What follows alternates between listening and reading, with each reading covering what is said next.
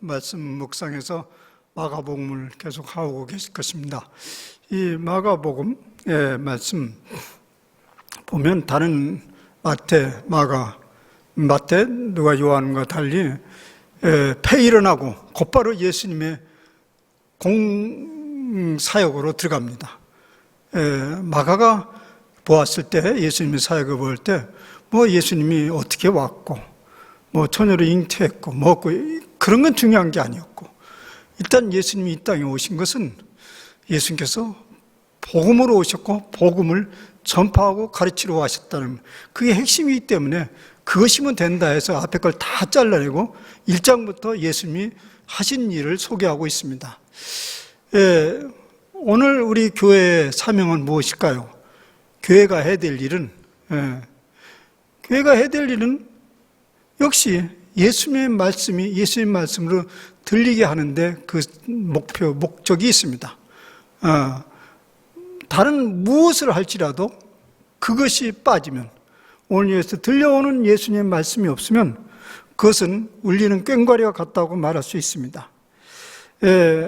그렇게 예수님의 말씀으로 들려지기 시작하면 그 말씀은 놀랍고 새로운 교훈으로 우리에게 다가올 것이고, 그것이 우리를 변하게 하고 세상을 변하게 할 것입니다. 사실 세상 모든 사람들은 그런 복음의 소식, 굿뉴스를 간절히 바라고 있습니다. 예를 들자면 이런 것입니다. 여러분 그러죠? 눈만 뜨면 컴퓨터를 켜든지 아니면 휴대폰을 켜든지 뉴스를 들여다보죠. 오늘 무슨 일이 있었는가? 매번 볼 때마다 별거 아니네 라는 생각이 들면서도 계속 반복적으로 그 뉴스에 접근하는 이유는 뭡니까? 혹시나 또 다른 소망의 소식이 있지 않을까 하는 그런 바람 때문에 아닙니까? 그것이 일생 지금 반복되고 있는 것입니다. 우리는 그것을 굿뉴스라고 합니다. 우리가 바라는 그것을 굿뉴스라, 매일 보지만 굿뉴스는 아니에요. 근데 자꾸 보는 것은 굿뉴스가 없을까 하는 그런 마음으로 보는 것입니다. 그런데 예수님이 바로 그 굿뉴스로 오셨고 그것을 전하셨습니다. 오늘 예수님께서 그 복음을 전하는 일련의 과정을 살펴보면서 우리의 사명은 무엇이고 무엇을 새롭게 하는지를 좀 생각해 보려고 합니다. 예수님이 복음을 전하는 과정 속에서 연루된 지역이 두 지역이 있습니다. 첫 번째는 예수님은 어린 시절 나사렛에서 자라나셨잖아요. 그 첫 번째 이제 출발인데요. 사실 우리가 잘 아는 대로 갈릴리 나사렛은요, 아무도 주목하지 않는 무명의 장소였습니다. 나사렛이라는 이름 자체가 구약이나 구약 문서 어디에도 나오지 않는 이름이라고 합니다. 물론 그곳에서는 주목받을 만한 인물이 나온 적도 없습니다. 예수님이 그런 지역에 출생했다는 이유로 예수님의 인물됨이 무시를 당하고 의혹을 일으켰잖아요. 예를 들면 나다니엘이 뭐라고 했습니까? 나사렛에서 무슨 선한 것이 나오겠느냐 하고 빈정거렸습니다. 그런데요, 오늘 본문에 보면 역설적으로 나사렛에서 예수님이 나셨기 때문에 그가 과연 메시아다라는 그런 이제 흔적을 본문에서 증언하고 있습니다. 사람들은 모르지만 귀신은 알아차렸죠. 귀신보다 뛰어난 사람도 있죠. 귀신은 못 속여도 귀신은 속여도 나는 못 속인다, 이런 말인데, 근데 귀신이 더 용하죠.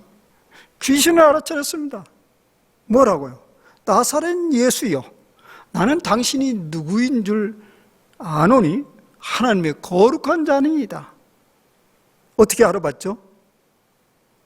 나사렛에서 났으니 당신이 거룩한 자다, 이런 의미입니다.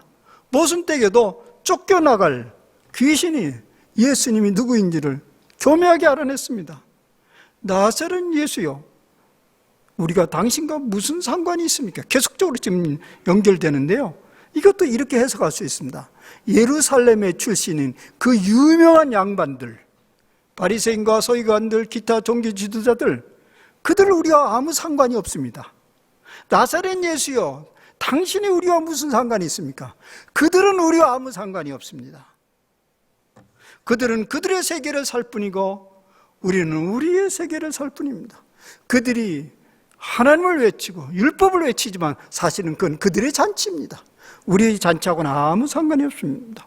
그런데 당신은 우리 세계 안으로 들어와 있습니까? 그리고 우리에게 왜 관심을 보입니까? 그런 거 보니 당신이 바로 그리스도 아닌가 합니다. 이런 얘기입니다. 그렇지 않고 왜 우리와 상관을 맺는다는 얘기입니까? 이게 나사렛과에 관련된 연관된 복음이 복음될 수밖에 없는 이유를 설명한 것입니다. 둘째는 예수님의 활동 무대는 가버나움이었습니다. 가버나움.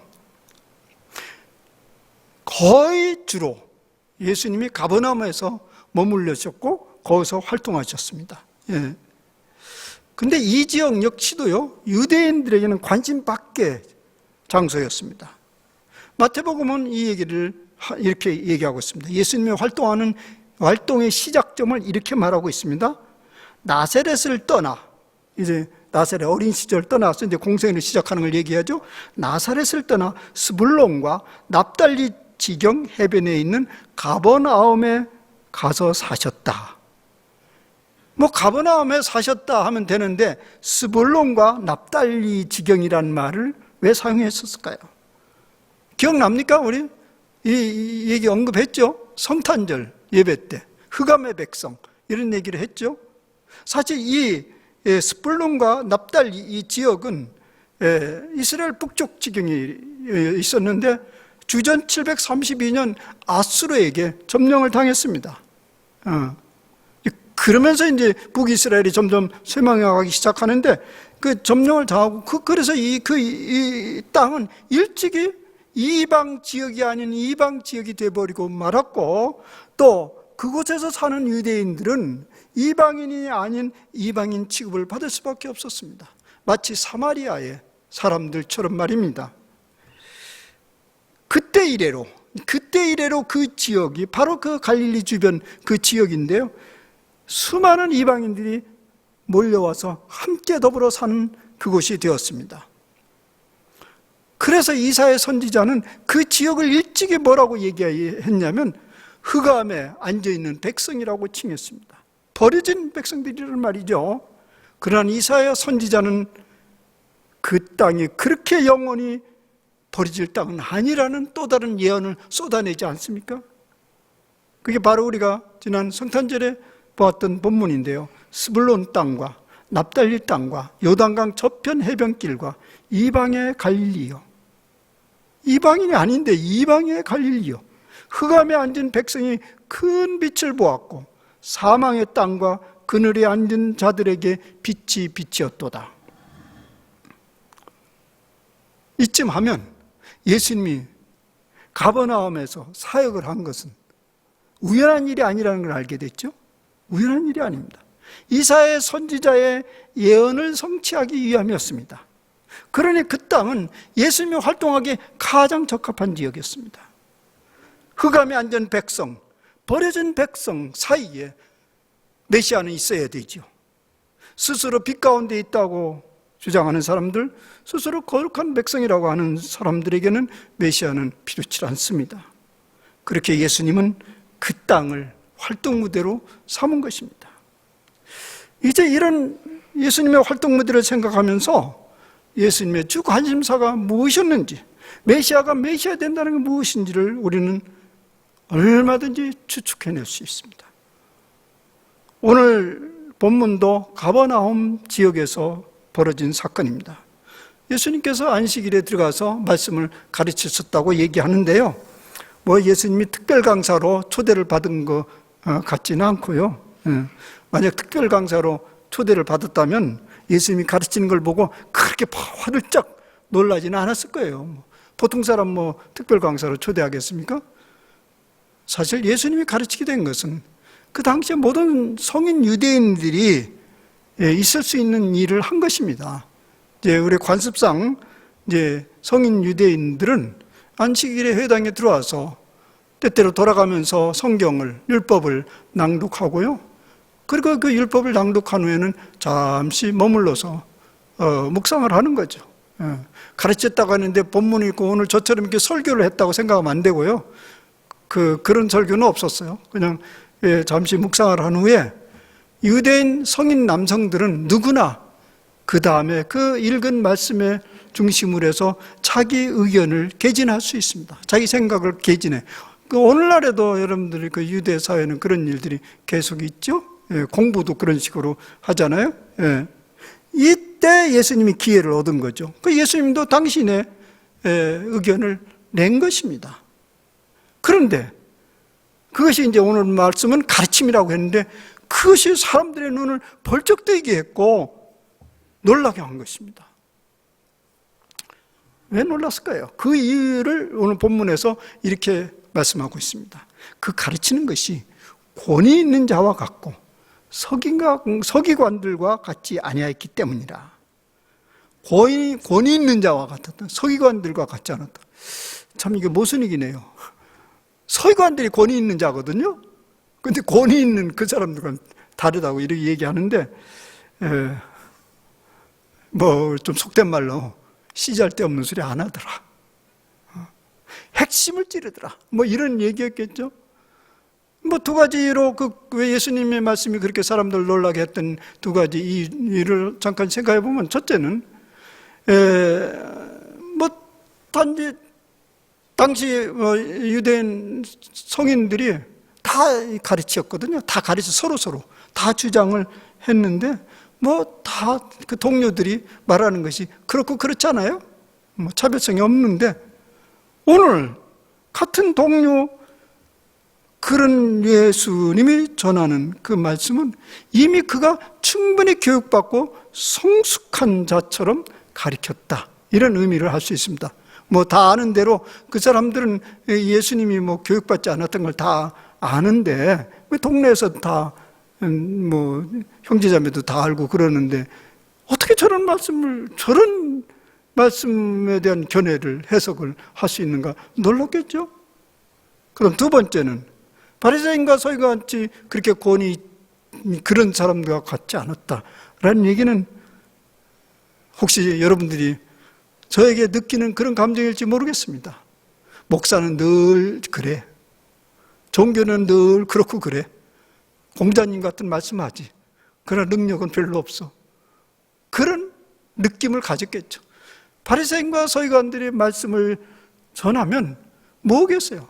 율법을 이야기하고 율법을 지키려면 이래야 되고 저래야 되고 그리고 우리가 이것을 못 지켰으니 또 반성을 해야 되고 반복되는 그런 매너리즘에 빠진 메시지가 아니었다는 얘기예요.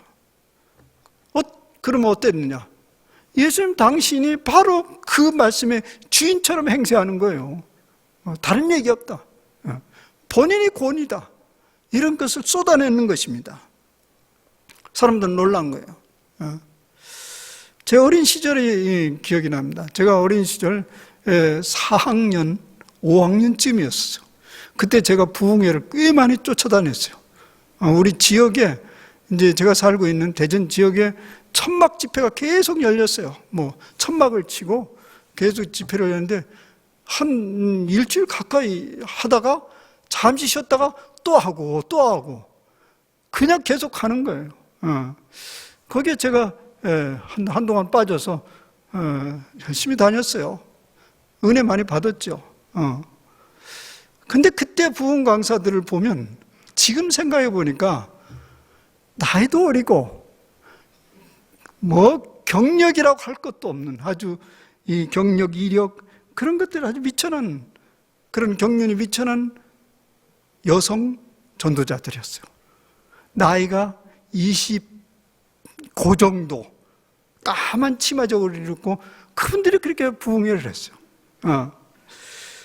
그런데 며칠 단위로 이제 한 주 하고 다음 텀으로 넘어갈 때는 권위 있는 강사들이 먼저 자리에 섰어요. 그 다음에 이제 그 하루하고 그분들에게 넘겨주고 가고, 예. 그 유명한 이제 강사들이 섰죠. 뭐 여러분들 아실란 모르겠어요. 평신도 부흥사 나운몽이라는 분이, 저는 그분을 많이 봤어요. 박태선하고 쌍벽을 이룬, 박태선이 수도권에서 활동을 했고, 저 대전 호남 이쪽 경상도 나운몽이 활동했는데, 그런 하여튼 유명한 강사들이 이제 간혹 맛배기로 와서 섰습니다. 뭐 우리는 그분들이 온다고 미리 광고를 하니까 기대했지만은 별로였어요. 지금 돌이켜보니까 저에게 큰 은혜를 끼친 사람들은 이름도 성도 알려지지 않는 경년도 미천한 그 지금으로 얘기하면 어린 여성 전도자들이었습니다. 왜냐하면요, 그들의 외침은 남의 이야기를 하는 것이 아니었습니다. 복음과 함께 녹아 들어간 사자와 같은 외침을 쏟아냈던 것이죠. 그때 이제 뭐 제가 성경을 많이 알지를 못하니까 그분들이 쏟아내는 얘기가 그분 얘기인지 알았어요. 보니까 그분 얘기인지 알았어요. 나중에 보니까 성경에 있는 얘기요. 그만큼 말씀과 자기가 하나가 돼서 쏟아내는 그곳에 우리들은 감동을 했습니다. 많은 은혜를 입었습니다. 지금 생각해보니까 예수님이 그랬던 것 같아요. 그들을 닮아서 예수님이 그런 게 아니라 예수님을 닮아서 그들이 그래 했겠죠. 이제 제가 경험한 바에 예수님도 그랬던 것 같아요. 말씀이 남의 얘기가 아니에요. 자기 자신을 쏟아내는 것이죠. 육화된 거죠. 근데 오늘 말씀에서 예수님이 무슨 말씀을 전했는지 내용은 나타나지 않습니다. 그래서 내용이 있는 하나를 예를 들자면 누가복음의 4장이 나옵니다. 예수님이 말씀을 전하고 사람들이 엄청난 반응을 일으킨 그 설교 내용이 4장에 나오는데요. 여기도 동일하게 예수님이 안식일날 들어가셔서 나사렛의 안식일에 들어가서 말씀을 봉독한 후 잠시 머무른 후에 입을 여셨어요. 그것도 역시 다른 유대인 남성들이 얻는 기회나 마찬가지로 그분이 그 기회를 얻은 거죠. 그때 읽은 말씀은 이것이었습니다. 주의 성령이 내게 임하셨으니 이는 가난한 자에게 복음을 전하게 하시려고 내게 기름을 부으시고 나를 보내사 포로된 자에게 자유를, 눈먼 자에게 다시 보게 함을 전파하며 눌린 자를 자유롭게 하고 주의 은혜를 전파하게 하려 하십니다. 그날 말하자면 본문이었어요. 예수님이 이 말씀을 읽고 잠시 머무르더니 예수님께서 입을 여셨습니다. 이것은 예수님의 말씀입니다. 입을 여셨는데 이 글이 오늘 너희 귀에 응하였느니라. 사람들은 깜짝 놀랐어요. 우리는 이 말이 무슨 말인지 잘 모르죠. 이 글이 오늘 너희 귀에 임하였느니라. 우리는 이 말이 금방 파악되지 아니하지만은 성경에 보면 당시 청중들은 이 소리가 무엇인지 금방 알아차렸습니다. 무슨 소리죠? 예수님 당신이 메시아라는 거예요. 이사야의 말씀에 메시아가 오면 가난한 자, 버려진 자에게 복음이 전파되고 포로된 자가 자유를 얻게 되고 눈먼 자는 보게 될 것이다. 눌린 자는 해방을 맡게 되리라는 그 예언인데 이 말씀이 오늘 너에게 응하였다, 이루어졌다, 이런 얘기는 내가 바로 그 예언한 메시아다라고 선포한 것이죠. 당시의 청중들은 충격을 받았습니다. 메시아를 기다리고 기다렸는데 여기서 나타날까 저기서 나타날까 했더니 우리 동네 그 애가 메시아라는 거예요. 같이 자란 그 사람이 메시아라는 거예요. 시끄러웠습니다. 그리고 많은 사람들은 도대체 이게 무슨 소리 하면서 이상한 사람으로 예수를 몰아서 죽이려고 언덕으로 끌고 갔다, 이런 말이 나와요. 이만큼 예수님의 가르침은 당시의 지진과 천둥과 같았습니다. 강력했습니다. 받아들이면 엄청난 영향을 미치게 될 것인데 안 받아들이면 불타는 저기감을 불러일으켰습니다. 오늘 마가복음 본문에서도 예수님의 가르침이 사람들에게 그런 반응을 불러일으켰죠. 그 중에 대표적 사람이, 귀신 들린 사람이 소리를 지르며 난동을 부렸습니다. 도대체 당신이 우리랑 무슨 상관이 있느냐 하면서, 아까 이미 그 의미는 해석이 되어졌지만은 엄청난 영향력을 받았다는 얘기죠. 이전에 감동이 없는 권위 있는 자와 서기관들의 가르침과는 달랐다고, 그 말씀은 영혼을 흔드는 말씀이었다고 증언하고 있습니다. 그 가르침은 날선 검과 같아서 찌르고 쪼개어 마음과 생각을 흔들어댔습니다. 죽느냐 사느냐의 문제에 직면하게 됐습니다. 결국 그래서 예수님은 그 귀신 들린 사람을 온전하게 돌려놓았습니다. 근데 그에게서 한 무리의 귀신이 나갑니다. 이 사람 안에 있는 귀신을 단수로 쓰지 않고 복수로 씁니다. 우리들이라고 그래요. 떼거리 귀신이 그 사람을 괴롭혔단 말이죠. 예수님의 이러한 가르침과 능력으로 인해서 사람들은 놀라고 서로를 향해서 말합니다. 인노찜이뇨, 권위 있는 새 교훈이로다. 이제 우리들의 처지로 돌아봅시다. 오늘 이 시대에도 예수님의 가르침은 들려옵니까? 오늘 이 시대에도 예수님의 가르침이 작동을 하고 있습니까? 그래서 놀랍고 권위 있는 새 교훈으로 우리에게 들려집니까? 아니면 새로울 것이 없는 늘상 반복되는 설교와 같은 것에 불과합니까? 만약 후자의 상황이라면 우리는 불행한 사람입니다. 더 이상 아무것도 아닌 소리를 밤낮 듣고 있기 때문에 그렇습니다. 오늘 교회가 사회적 신뢰도와 영향력이 형편없이 추락하고 있습니다. 잘 알고 있죠? 미래를 보는 것 같습니다. 이유가 뭘까요? 다양한 이유를 쏟아내지만은 오늘 말씀에 비춰보면 예수님의 말씀에 대한 감흥도 없고 더 이상 새로운 교훈이랄 것도 없는 들으나 마나 하는 소리가 매일 들려지고 또 그것을 듣고 하는 그런 이유 때문이 아닌가요? 우리도 아무 반응이 없고 우리에게도 아무 영향력이 없는 사람 없는데 세상 사람들에게 무슨 소리가 들려지겠는가, 이 얘기입니다. 그래요. 이게 우리가 한탄할 일이지만 근데 그렇게만 한탄한다고 일이 돼요? 왜 그럴까요?를 물어요. 왜 그럴까요? 더 이상 예수님에게 안 계시기 때문에 그렇죠. 예수님 말씀 안 하시니까. 예수님 말씀 안 하시니까. 예수님 안 계시잖아요. 여기 지금 와서 좀 말씀을 읽고 하셔야 되는데 안 계시잖아요. 그러면요, 교회 형편이 이렇게 된 것은 전적으로 예수님 탓입니다. 왜 안 오세요? 오셔야지. 여기서 말씀하셔야지. 세 가지 측면에서 그 탓을 좀 살펴보려 합니다. 첫째는 이미 말씀대로 예수님의 부재 탓입니다. 안 계시기 때문에 그래요. 둘째는 예수님의 말씀을 전하는 지도자들의 탓입니다. 셋째는 말씀을 듣는 사람들의 탓입니다. 첫째, 예수님의 탓이라면 어떻게 해결해야 되죠? 예수님의 탓이요. 안 계시니까. 예수님이 여기 오시든지 아니면 우리를 하여금 보게 하시든지 해야 되는데 그분은 과연 어디에 계십니까? 예수님 말씀하셔야 돼요. 그런데 가만히 보니까 다름이 예수님이 아니고 교회가 예수님입니다. 예수님이 교회란 말이에요. 누가 그렇게 했다고요? 사도 바울이 경험하고 깨달은 바입니다.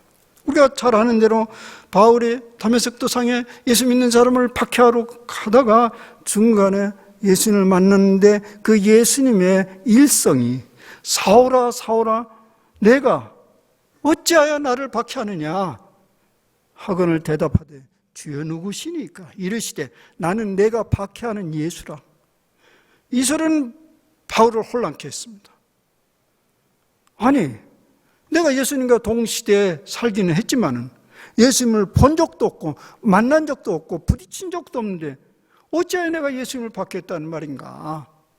나는 그저 예수쟁이들을 박해했을 뿐이죠. 교회를 박해했을 뿐인데 그 이후에 다메섹 도상의 경험을 마음에 두고 계속 물은 거죠. 어찌하여 내가 당신을 박해했다고 하는 말입니까?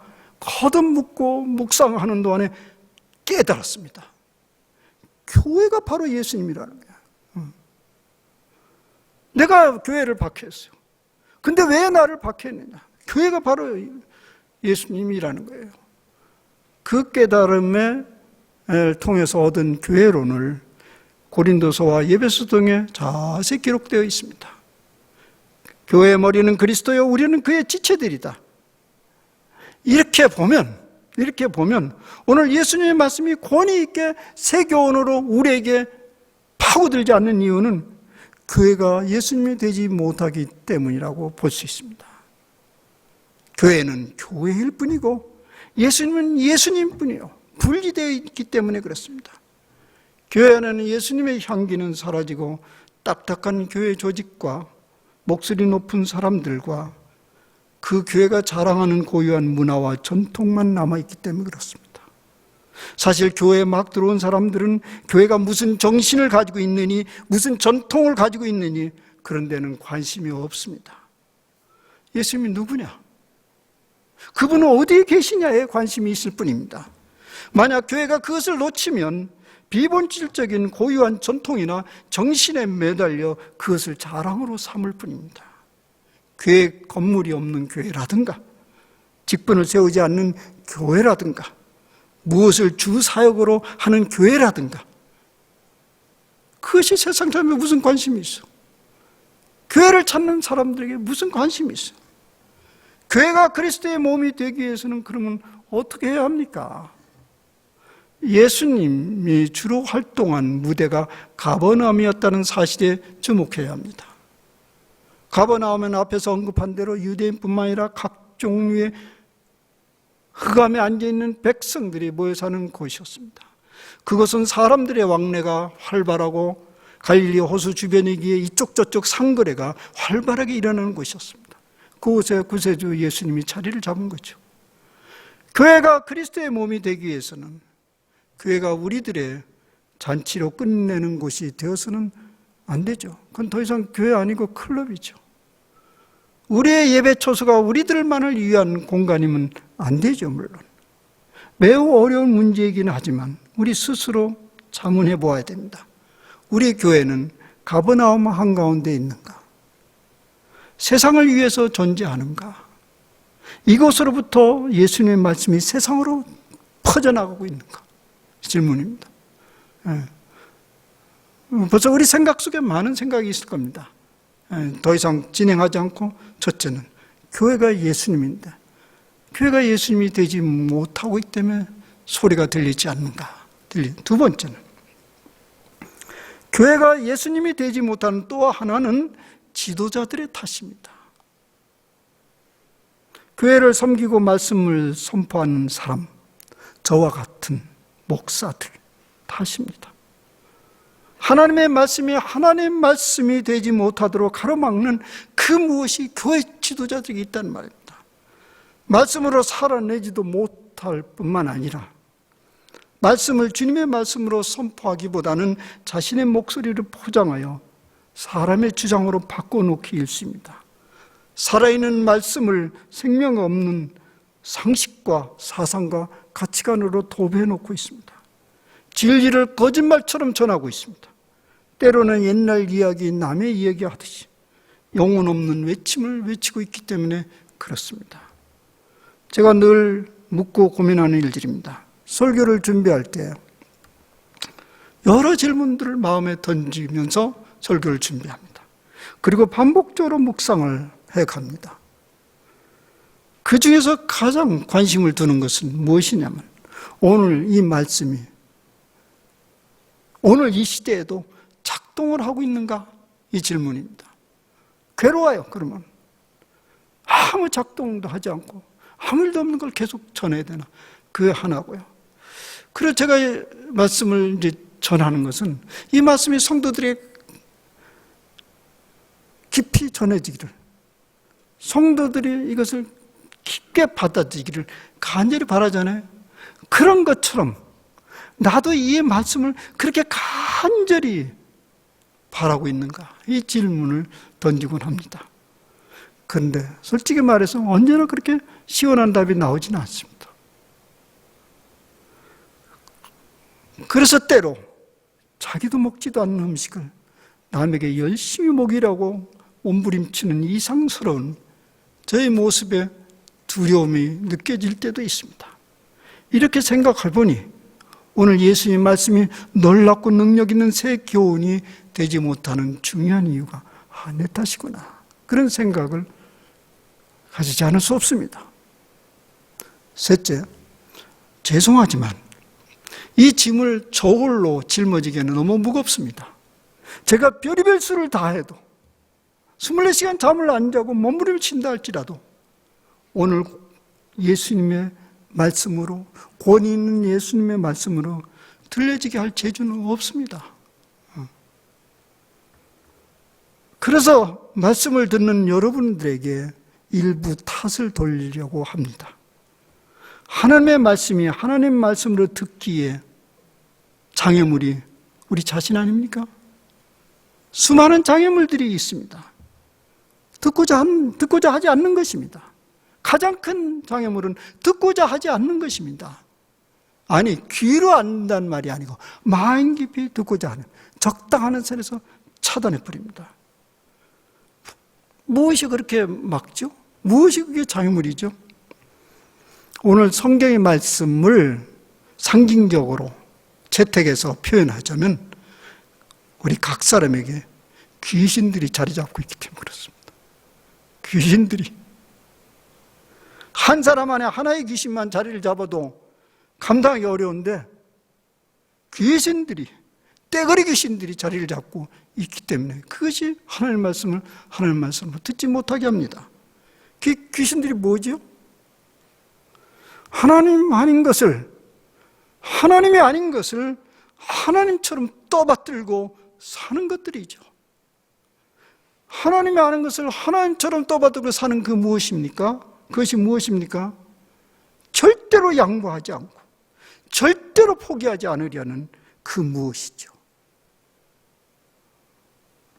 얼마든지 많죠. 각 사람마다 사정이 좀씩 다르긴 하지만 이 시대의 문화와 가치관, 물질관, 여러분들이 그동안에 쌓고 마음 깊이 담아있는 상식 등이죠.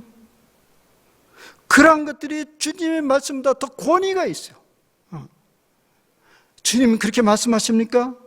그렇게 받아들이기보다 내 생각으로는 그것은 이것입니다 라는 것이, 그것을 뒤엎어버리니까 그 말씀이 길게 내리기 전에 차단해버려요. 여러분, 셀 수 없는 귀신들이 하나님의 말씀을 딱 가로막고 버티고 있다는 사실을 발견하고 인정을 해야만이 새로운 가능성이 있습니다. 사랑하는 여러분, 금년 한 해는 더 이상 헛되이 말씀을 받고 헛되이 교회를 드나들지 않기를 바랍니다.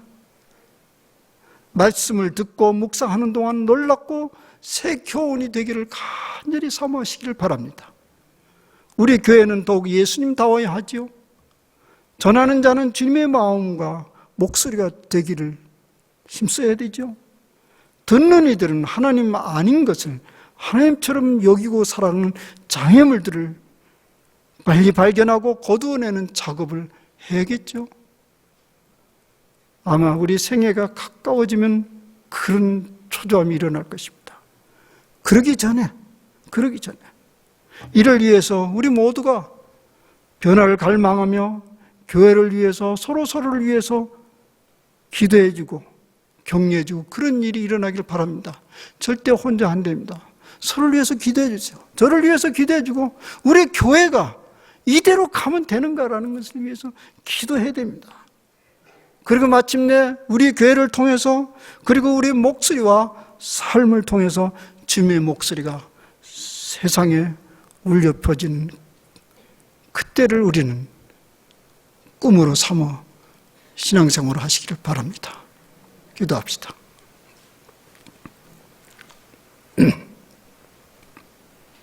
주님, 주님의 말씀이 놀랍고 새 교훈이라는 그런 감격과 그런 감흥이 있지 않았더라면 오늘 주님의 말씀이 어디 여기까지 이르렀겠습니까? 그러나 오늘 그 소리가 매우 희미해집니다.